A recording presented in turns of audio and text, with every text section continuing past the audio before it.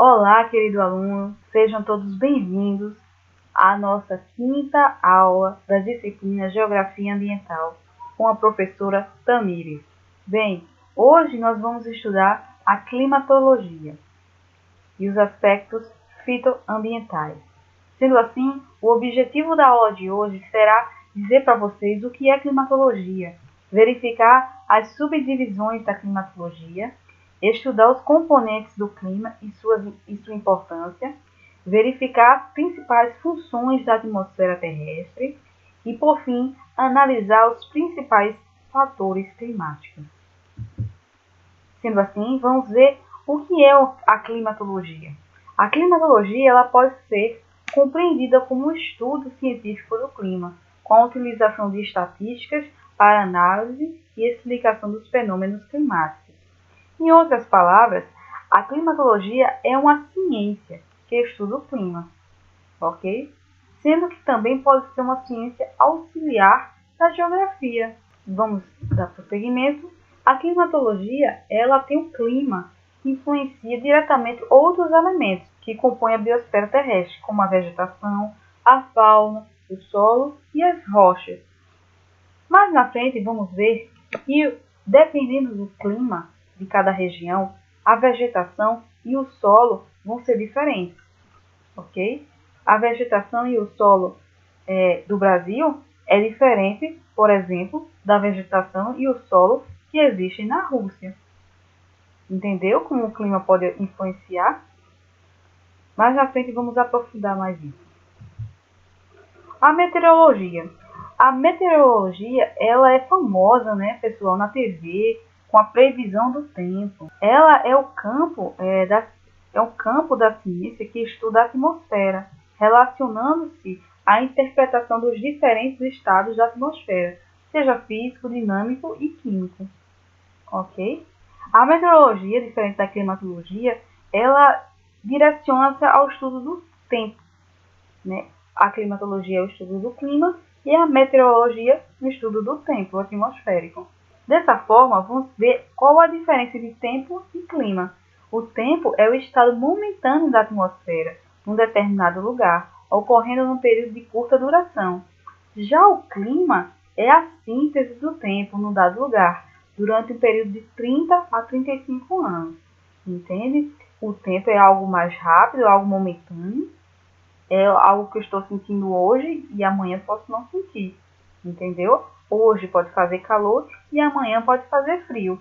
É algo mais rápido. Já o clima é algo mais duradouro. Aqui no Brasil, normalmente, temos um clima mais quentinho, né? O chamado clima tropical. Mas na frente vamos ver também. Então, o tempo, eu coloquei esse esquemazinho aqui para a gente entender melhor. O tempo seria mais ou menos o humor do lugar. E o clima, a personalidade do lugar, porque a personalidade a gente não muda assim tão fácil, não é verdade? É algo que persiste, é algo que dura, que não é mudado. Já o humor não, uma hora a gente está aqui, está triste, outra hora pode estar feliz. Então, tem esse conceito por trás, né? Do estado momentâneo e o outro do estado duradouro. E como surgiu, né, a climatologia? Destaquei aqui alguns pontos importantes, né, sobre o nascimento, digamos assim, da climatologia. A revolução tecnológica, né, por volta do Renascimento, né, do período do Renascimento, influenciou o desenvolvimento das ciências atmosféricas, através da invenção do termômetro, em 1593, e também o barômetro, né, em 1643, que foi criado, né, por Galileu e Torricelli. Só que Galileu, no caso, criou o termômetro, né, e Torricelli o barômetro.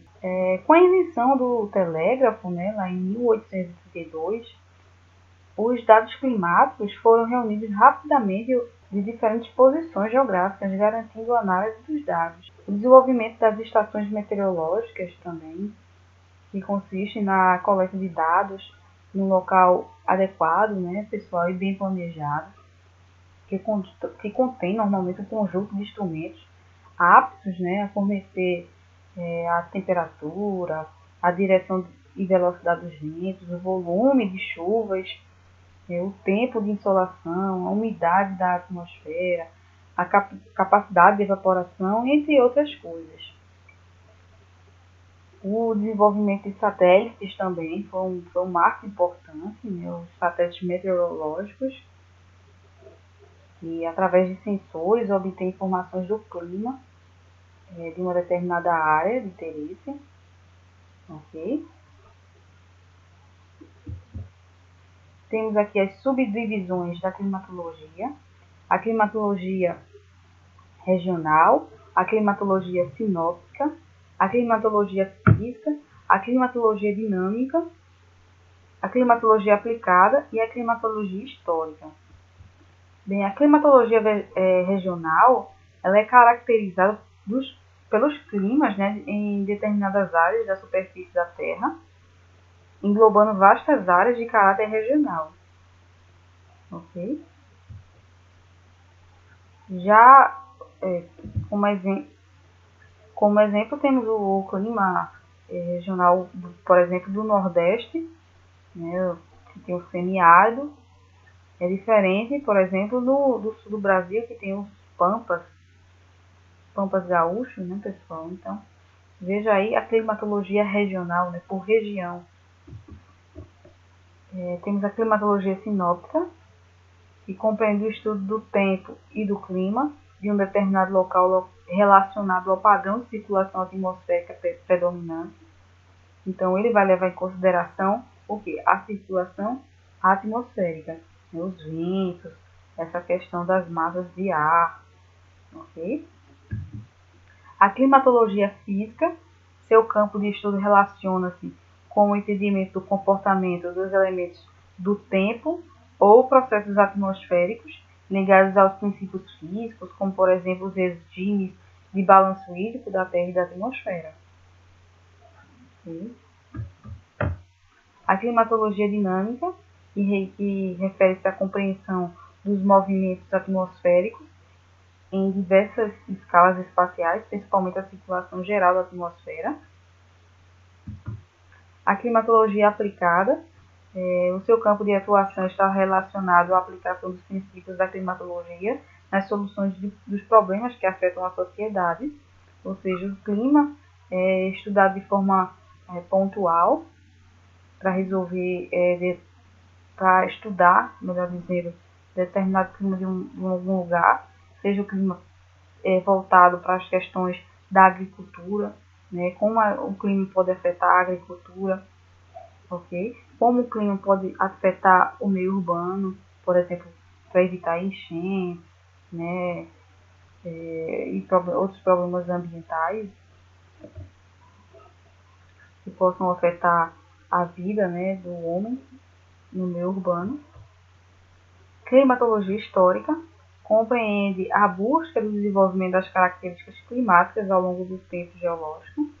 Então, é meio que um histórico do que tudo que já aconteceu no tempo, né? O tempo sendo registrado mês a mês e ano após ano.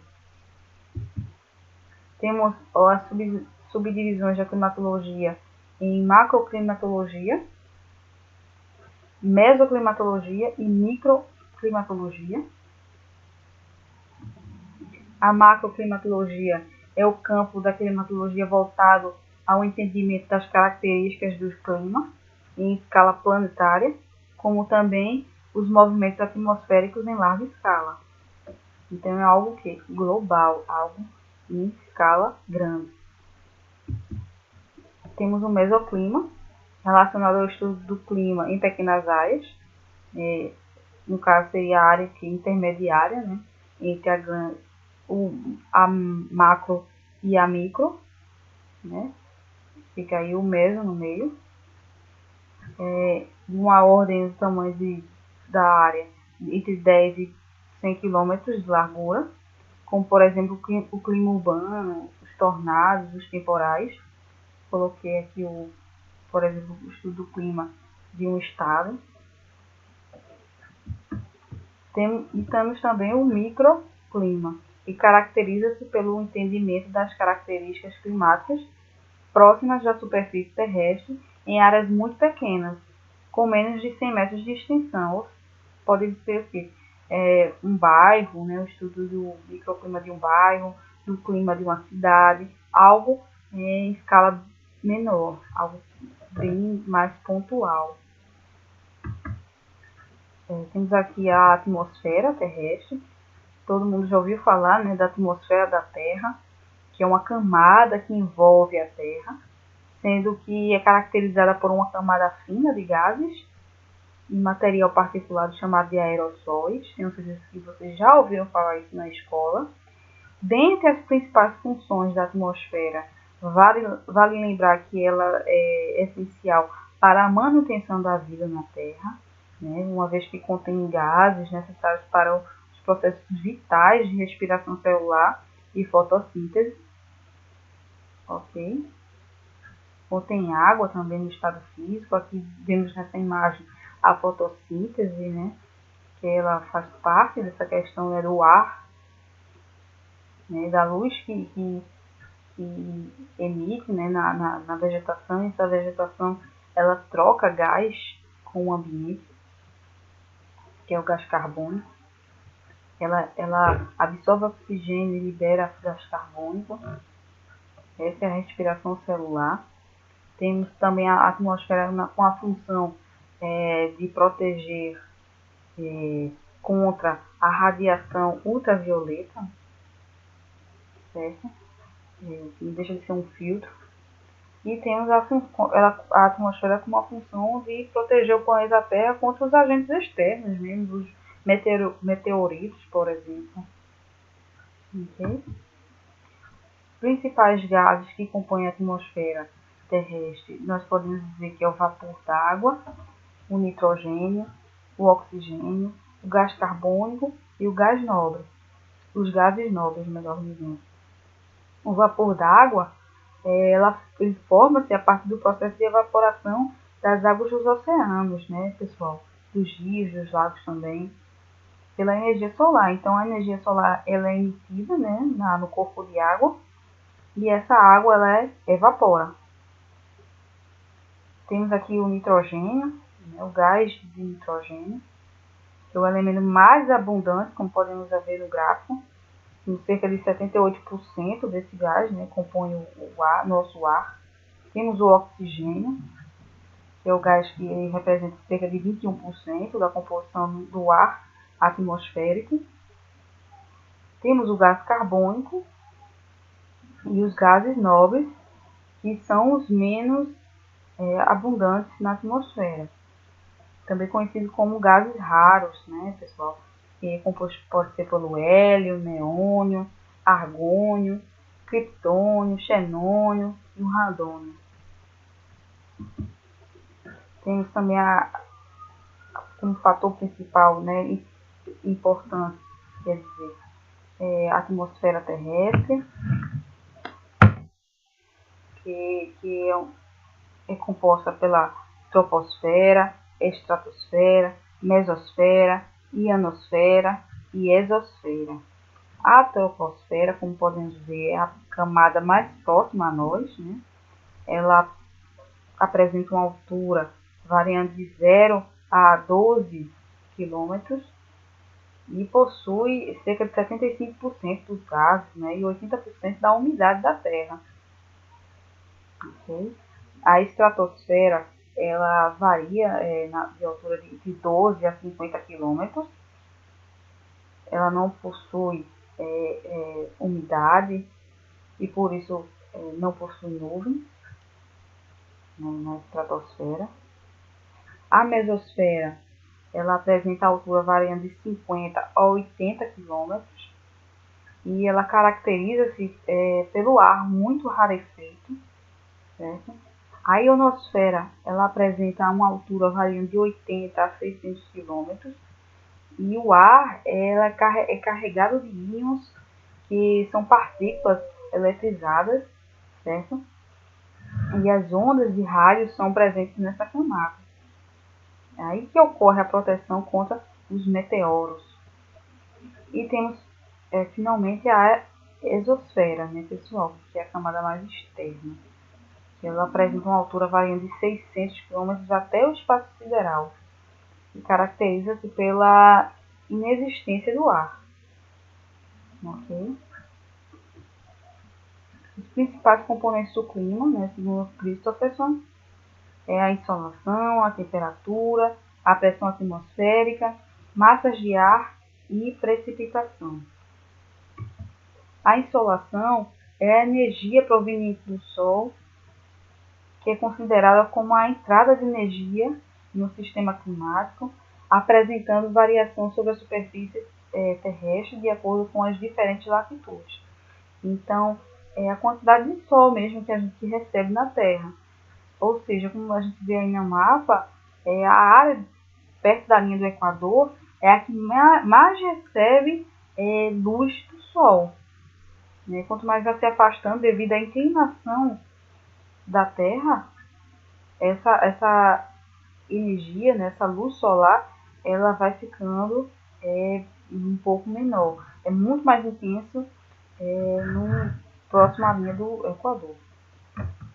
A temperatura é a condição que determina o fluxo de calor que passa de uma substância, apresentando variação diária e sazonal, sendo controlado pelos seguintes fatores: latitude, altitude, diferenças de aquecimento entre a Terra e as massas de água e a cobertura de nuvens. Ou seja, a temperatura também varia de acordo com a latitude, ou seja, quanto mais eu me afasto da linha do Equador, mais frio vai ficando. Quanto mais eu me aproximo da linha do Equador, mais quente vai ficando, né? Também tem a questão da altitude. Quanto mais eu subo, né, quanto mais alto, mais frio vai ficando. Então, isso vai interferir na temperatura, ok? Temos a pressão atmosférica, a pressão que é exercida pela atmosfera em função do seu peso na superfície terrestre, sendo que a unidade de medida mais utilizada é em milímetros de mercúrio. Então, quanto mais eu desço, maior a pressão, quanto mais eu subo, menor a pressão.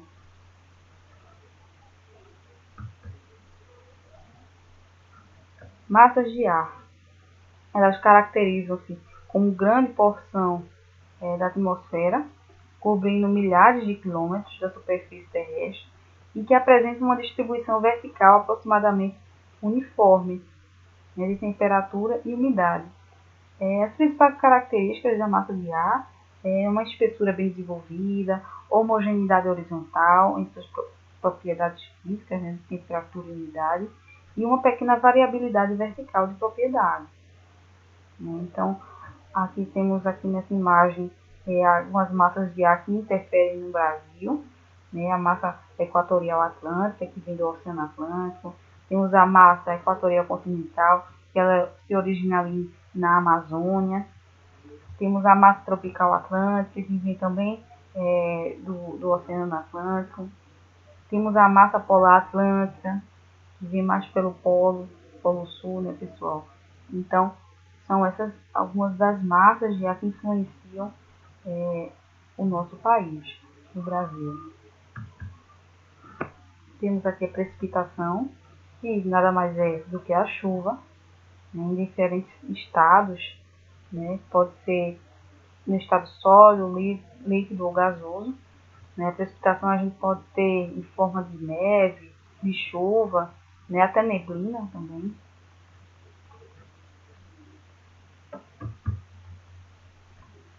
Principais fatores climáticos.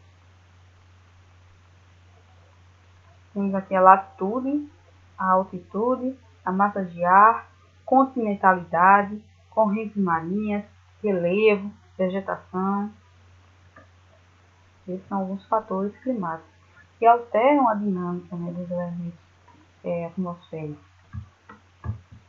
A latitude, por exemplo, ela caracteriza-se com a distância, né, da linha do Equador. Quanto mais distante, maior a latitude. Quanto mais distante da linha do Equador, maior a latitude. Quanto mais próximo da linha do Equador, menor a latitude.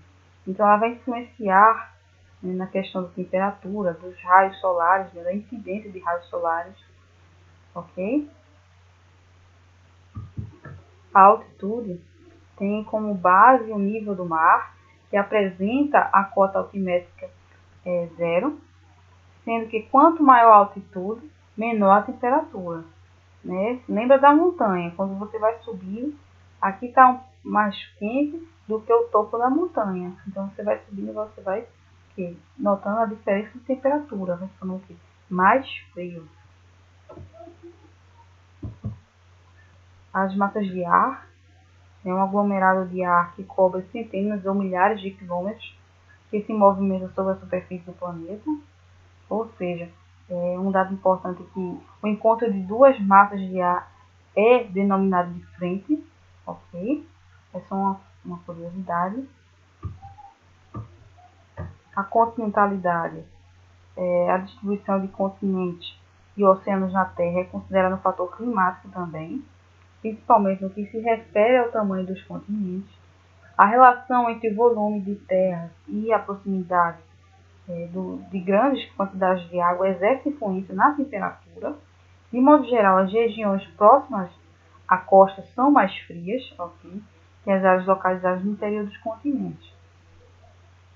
Então, quanto mais eu estou mais próxima ao litoral, né, o mar, é o que? Mais frio, é mais fresco.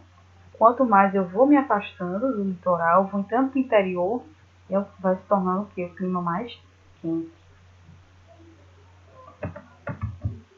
As correntes marinhas, né, a circulação dos oceanos influencia o clima, pois as águas apresentam condições de temperatura e pressão específicas.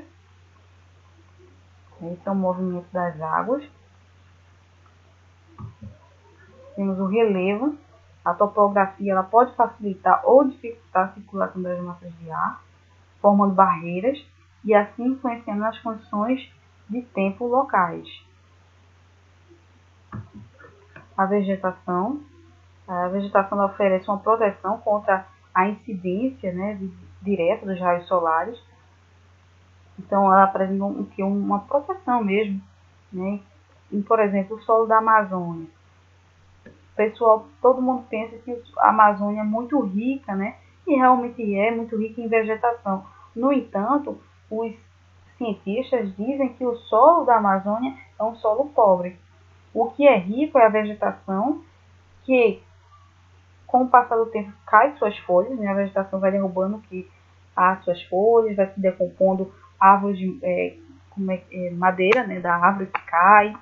Então, tudo isso, né, sementes que caem, frutas que caem, vão fazendo o quê? Um composto orgânico tão rico que vai tornando esse solo rico. Mas se a gente tirar a vegetação, o solo se torna pobre. Então, veja como a vegetação se torna uma proteção. Né? O solo da Amazônia se torna o quê? Rico por conta dessa matéria orgânica e a própria vegetação, né, a própria floresta proporciona ao solo. Chegamos ao fim da nossa quinta aula e hoje nós estudamos o que é climatologia, né? Vimos o conceito de climatologia, verificamos as subdivisões da climatologia, né? A climatologia regional, sinótica, física, dinâmica, aplicada e a climatologia histórica. Vimos os componentes do clima e sua importância, verificamos as principais funções da atmosfera terrestre e, além disso, analisamos os principais fatores climáticos. Desejo a todos bons estudos e não esqueçam de verificar o seu material de apoio. Até a próxima!